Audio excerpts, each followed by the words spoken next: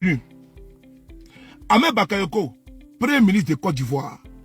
Mais dans quelles circonstances il a été nommé? D'abord de un, je prends pour référence le journal L'aide du continent.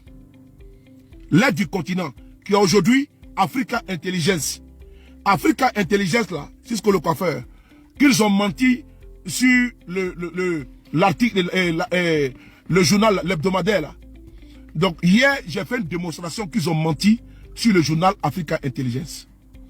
Mieux, aujourd'hui, là, Africa Intelligence, je vous informe, non, Africa Intelligence, à l'époque, c'était l'aide du continent. La lettre du continent, c'est ce journal-là qui avait révélé que M. Ouattara, Jack Akura, M. Ouattara avait un budget de souveraineté qui était exorbitant. Et M. Ouattara, un jour, la journée internationale de la presse, qu'est-ce qu'il a fait? M. Ouattara a décidé de répondre à Africa Intelligence par alerte du continent. Par quoi? Il a dénoncé au pas perdu du palais présidentiel où il recevait le quota, pour ne pas dire le poids d'or de journalistique, pardon, et il a dénoncé la lettre du continent. Et M. Ouattara est allé loin. Il a porté plainte contre la lettre du continent ici en France, à Paris précisément. Maman Douska Pokora. Il a porté plainte ici en France. Et M. Ouattara, il est parti devant les tribunaux français avec sa plainte. Il a commis des avocats pour.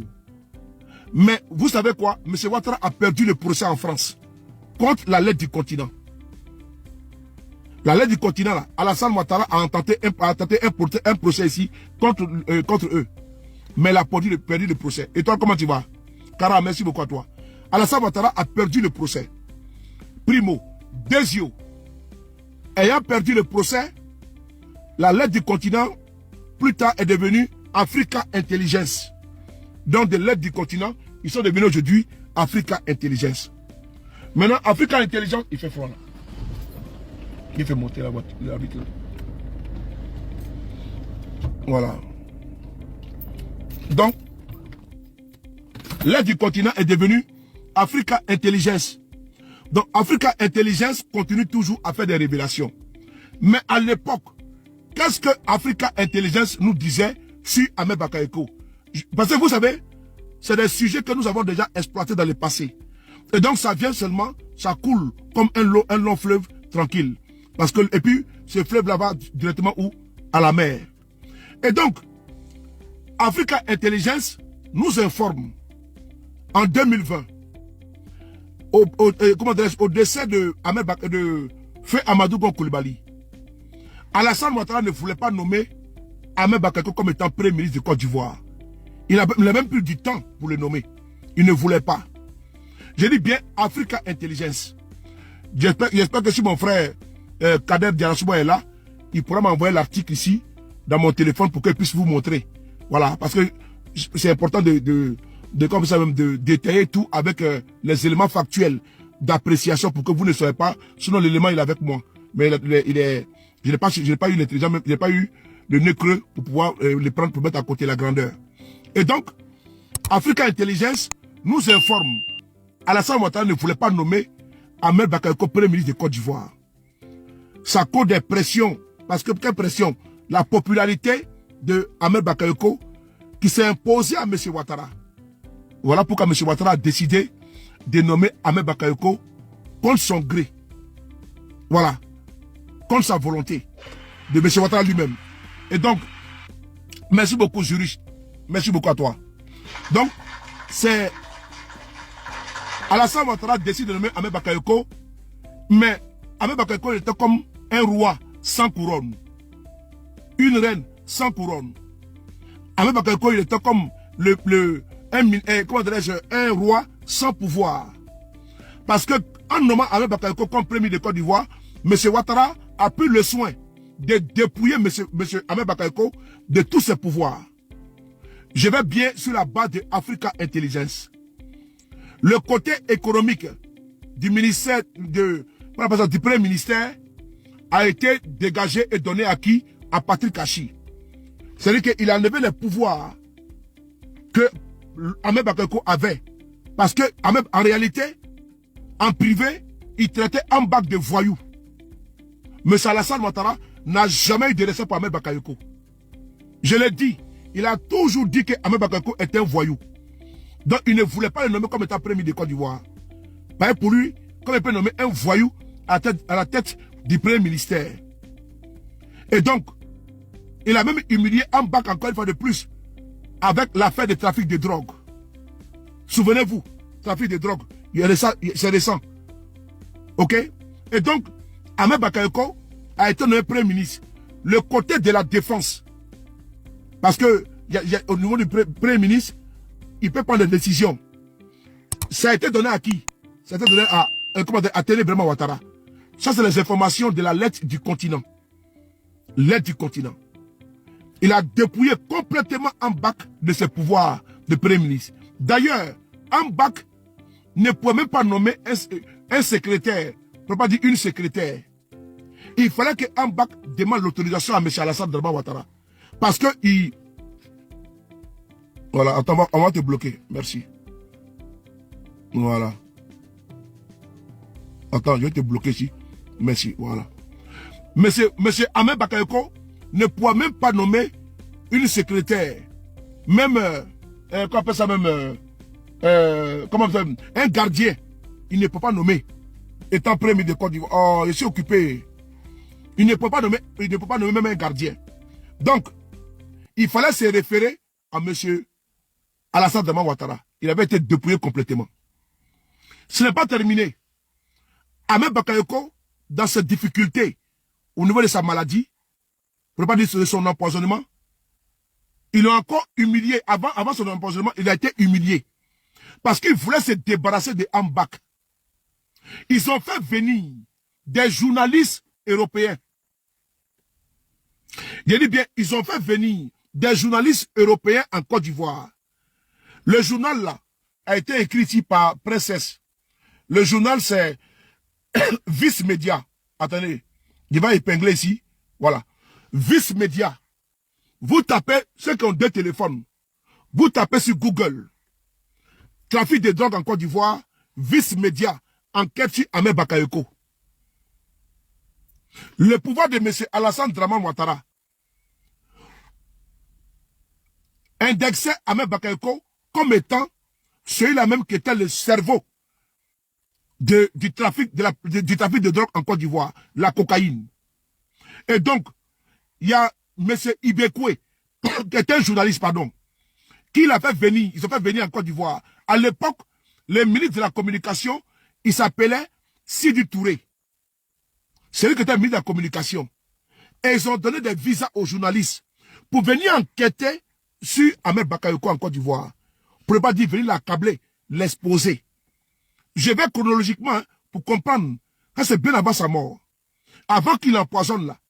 Ils ont d'abord commencé à le dépouiller de ses prérogatives, de son pouvoir de premier ministre. Il était un premier ministre sans pouvoir. C'est de un. De deux, ils ont donné des autorisations, les visas à des journalistes pour venir enquêter sur Ahmed Bakayoko. Vous avez compris? Et puis, parce que pour eux, Ahmed Bakayoko était le cerveau du trafic de cocaïne en Côte d'Ivoire. Je répète encore, vous tapez sur Google, Vice Média, Ahmed Bakayoko, trafic de cocaïne. Vous allez voir les enquêtes. C'est un journal européen, belge. Il y avait un belgo, c'est-à-dire que quand tu es belge, on dit belgo, et comment dire, congolais, et un belge. Et donc c'était deux. Quand ils sont arrivés en Côte d'Ivoire, là, ils habitaient où? Voici la maison de Ahmed Bakayoko. Ils ont pris une villa. Ils ont loué. C'est eux qui ont tout expliqué. Hein? C'est eux qui ont tout expliqué. Ils ont tapoté et partagé. Partagez, si c'est bon, partagez. Envoyez dans votre inbox et partagez sur vos pages. Quand partagez sur vos pages, ça ne fait absolument rien. C'est pour c'est le temps du direct et puis ça passe et tout. Donc partagez une vidéo, c'est pas grave. Partagez à vos proches. Partagez et puis c'est on appelle ça vidéo d'anthologie. Voilà. C'est vidéo d'anthologie. Donc quand c'est anthologie là, il faut partager. C'est pas vidéo de béret, c'est anthologie. Et donc, voilà. Ça c'est vidéo d'anthologie, c'est pas unko là. C'est anthologie qui est là. Donc, Ahmed Bakayoko, ils ont fait venir des journalistes en Côte d'Ivoire, des GTO, pour enquêter sur lui. Quand ils sont rentrés en Côte d'Ivoire, là, ils sont allés prendre une maison où? Ils n'ont pas pris une maison. Roro, merci. Ils n'ont pas pris une maison, Djibi Kone. Ils n'ont pas pris une maison à Bobo. Ils n'ont pas pris une maison à Yopougon. Ils n'ont pas pris une maison à Marcory ou à Port-Boué. Ils n'ont pas pris une maison à Djamé. Voilà. Merci beaucoup. Attends, je vais mettre ton commentaire. Voilà. Merci beaucoup. Attends, voilà. Yohan, merci beaucoup à toi. Voilà. Ils n'ont pas pris une maison dans d'autres quartiers. Hein. Ils sont allés prendre une maison, louer une maison qui est mitoyenne à celle de Ambak. C'est-à-dire que Ambak habite un exemple à la Riviera. Ils sont allés prendre maison à la Riviera, on a compris. Mais ce n'est pas n'importe où à la Riviera. Hein. Une maison qui est collée à la maison de Ambak. C'est cette maison-là qu'ils sont allés louer. En complicité avec des membres du pouvoir. Parce que n'importe qui ne pouvait louer une maison, qui est collée à la maison de Ambak. De vous à moi. De vous à moi. Ambak était premier de Côte d'Ivoire. Donc ceux qui habitent auprès de lui là, c'est pas n'importe qui, d'abord de un. À cause de la sécurité. Donc la maison qui est mitoyenne à celle de Ambak là, c'est elle là qui servait de lieu d'hospitalité aux journalistes de BIS Média. Alors, on va mettre la lumière. Parce que ça commence à être intéressant. Voilà. Voilà. On va éclairer. Ah, tiens. Ah, non. Tous les matins, c'est là, tiens. Mais c'est dernier matin. Le direct est posé. Voilà, c'est posé. Voilà, voilà, voilà. Ah, on me signale déjà. Hein. Faut tapoter, les gars. Voilà. Voilà. Est-ce que c'est bon comme ça? Si c'est bon, dites-moi. Hein. Je sais pas moi. Si c'est bon comme ça, vous me dites. Si c'est bon, vous me dites. Voilà. Voilà. Donc, ok, merci beaucoup. Ahmed Bakayoko, ils sont allés louer une maison, une villa, deux journalistes qui sont venus enquêter en Côte d'Ivoire pour trafic de drogue. Ils ne vont pas à l'hôtel. Hein. Il y a beaucoup d'hôtels à Abidjan avec ampoule rouge. Hein. Donc c'est moins cher. Il y a l'hôtel Ivoire, il y a l'hôtel Ibis, il y a tout là-bas. Mais ils ne vont pas là-bas. Ils vont où? Ils vont louer une villa. Qui est où? Cette villa-là, elle est collée à la maison d'Ahmed Bakayoko. Et c'est là-bas qu'il commence maintenant à épier Ahmed Bakayoko, ses faits et gestes, et à l'espionner. Il dit bien à l'espionner. Ils ont commencé à espionner Ahmed Bakayoko à Beverly Hills. Merci beaucoup, Roro. PR Roro.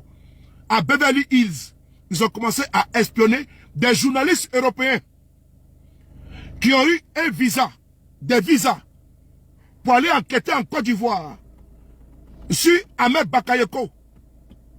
Mais c'est pas le gouvernement est complice. Et puis ils vont où? Ils vont à Beverly Hills, sa maison là, celle qui est collée là. C'est là-bas qu'ils étaient. C'est eux-mêmes qui ont dit, hein, c'est eux-mêmes qui ont écrit. C'est sur Google, c'est eux-mêmes qui ont écrit. Ils ont fait sortir les journaux, c'est dedans. Et puis ils l'ont accusé directement comme étant le cerveau du trafic de drogue en Côte d'Ivoire. Le pouvoir d'Alassane Ouattara n'a jamais amené Ahmed Bakayoko. Les journalistes là, ils ont fait des semaines à Abidjan. Ils ont enquêté. Et ils sont ressortis en Côte d'Ivoire sans être inquiétés.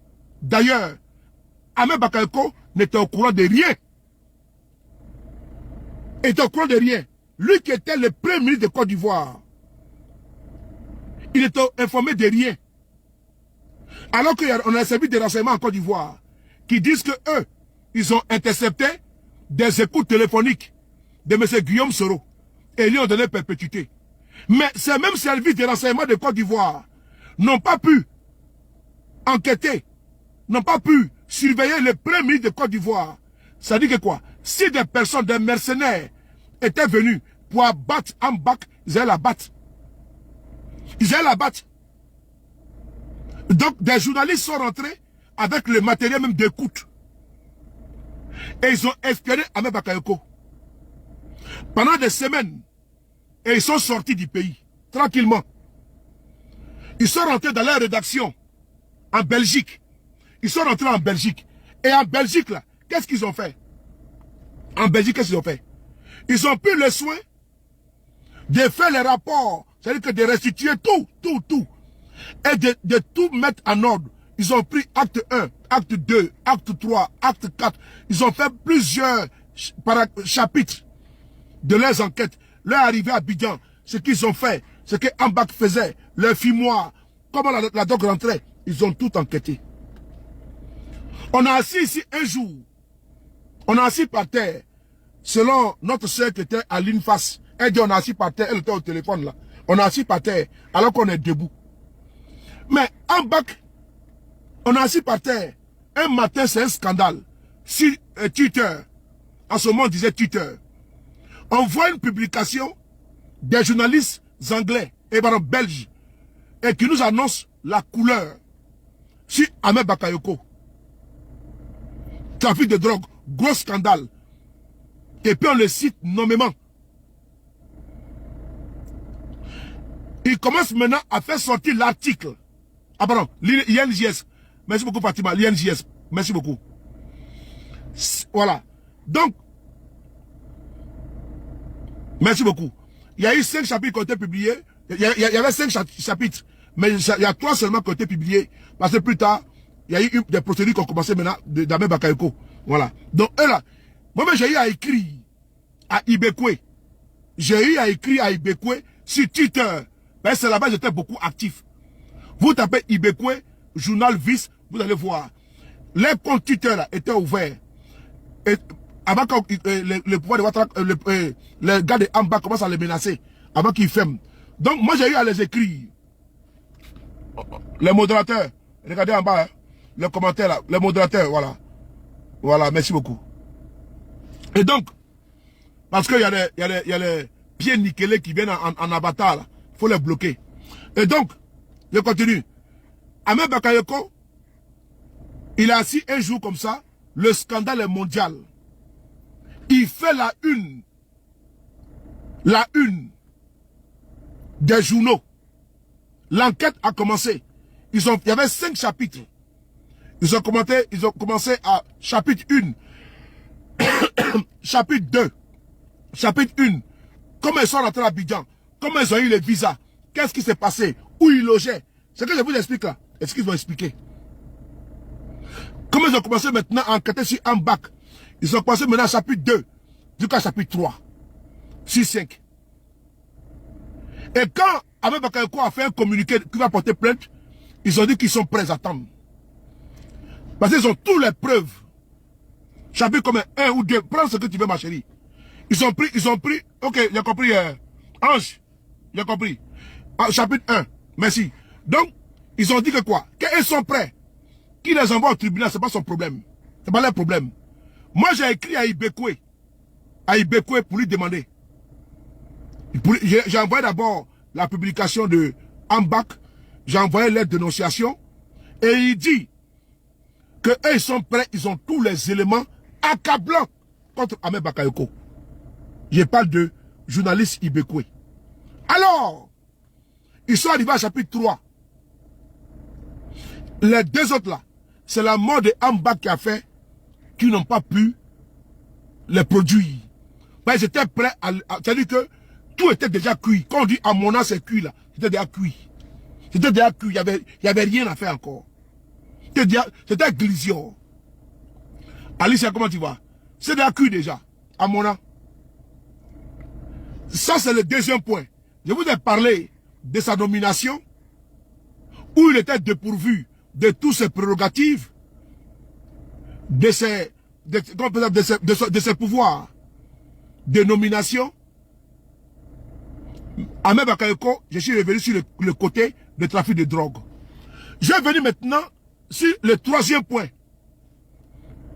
Ce point-là, je vous demande, j'attire votre attention. Votre attention. Avant de continuer.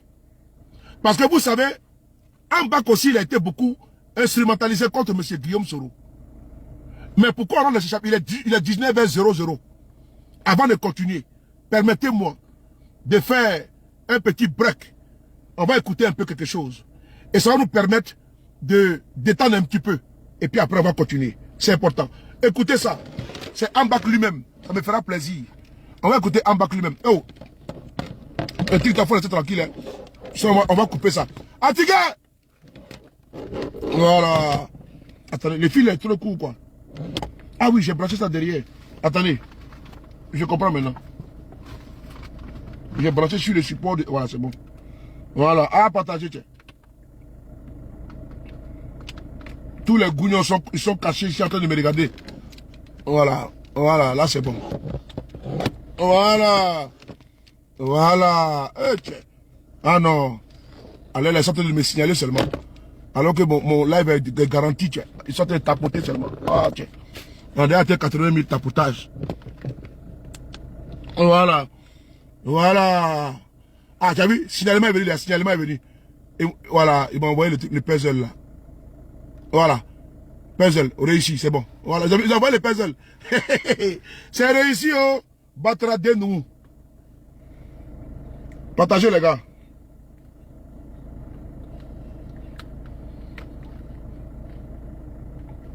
Voilà. Ok. Le gars, ça va pas, hein. Putain. Je voulais vous montrer la partie là. Mais j'ai l'impression qu'ils sont en train de me signaler fort là. Voilà, c'est bon. Mon téléphone là commence à me... Voilà, on va écouter ici.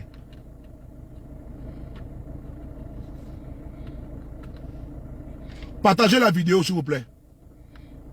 On n'a pas assez de partage.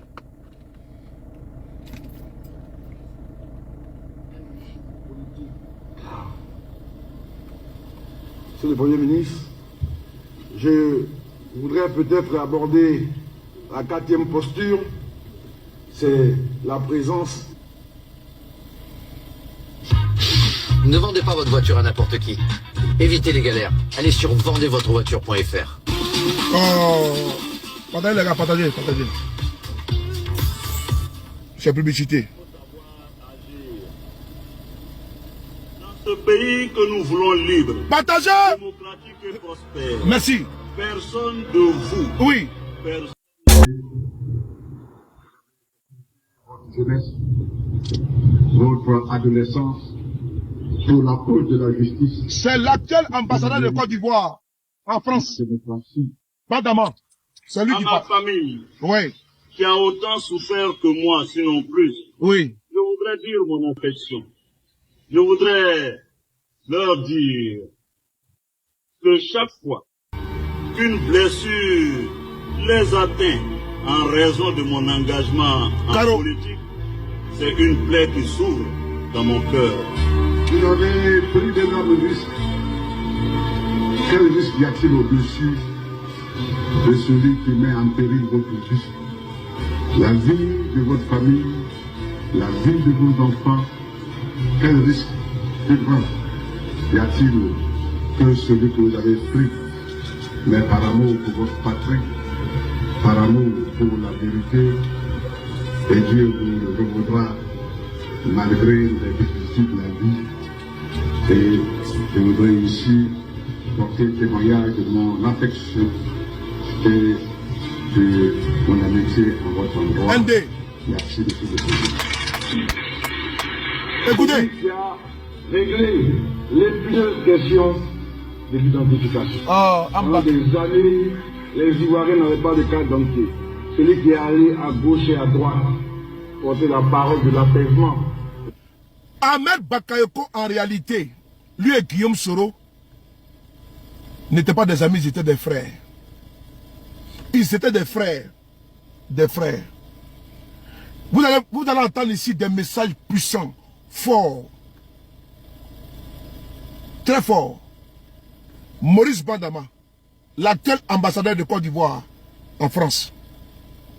Vous allez entendre Ahmed Bakayoko.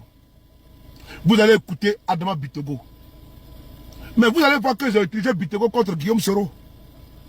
Utilisé Ambak contre Guillaume Soro.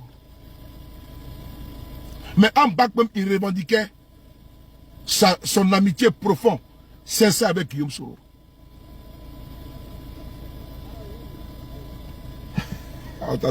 Attendez 2 secondes.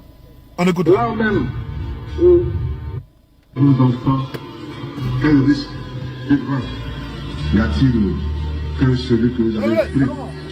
Mais par amour pour votre patrie, par amour pour la vérité, et Dieu vous revaudra malgré les difficultés de la vie.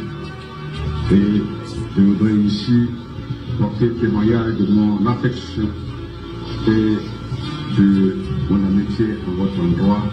Merci, monsieur le président.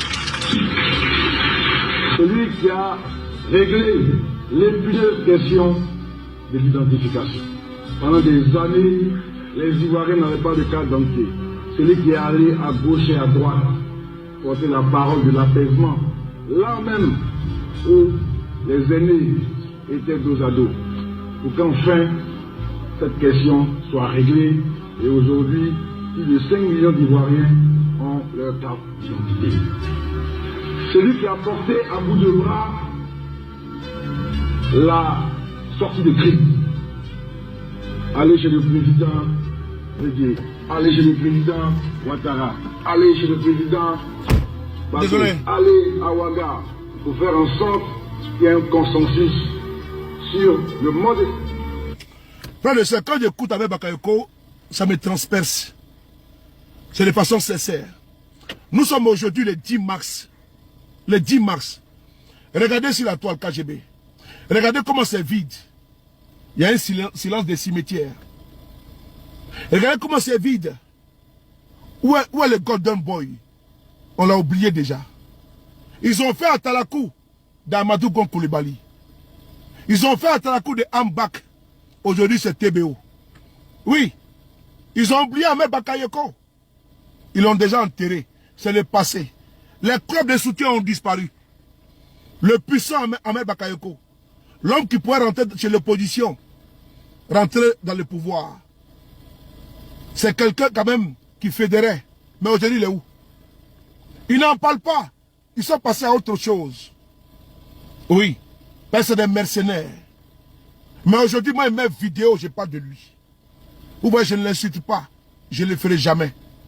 On n'insulte même pas un mort. Mais là, aujourd'hui, là, je viens ici pour vous démontrer l'ingratitude de ces personnes-là.